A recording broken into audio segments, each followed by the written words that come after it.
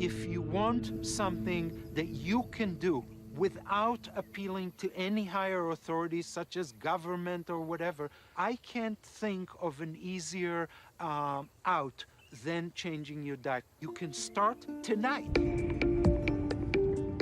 So you're a scientist who studies the effects of agriculture on climate, but you grew up raising cattle and taking them to slaughter, right? I'm a scientist. That's the most important thing. So, of all the reasons for tropical deforestation, the foremost is beef. And beef is one of the most inefficient uses of resources on the planet.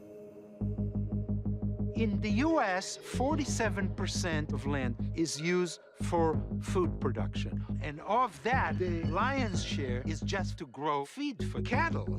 The things that we actually eat, like fruit, vegetable, nuts, it's a percent. Most importantly, cows produce methane, and methane is a powerful greenhouse gas. The way cows produce methane is they eat as much as they can, and when they are chewing, a whole bunch of methane is burped through the mouth into the atmosphere. The atmosphere has much more CO2 in it, but methane is far more impactful. Every molecule of methane is equivalent to 23 molecules of CO2. And of the methane in the atmosphere, nearly all of it is due to livestock.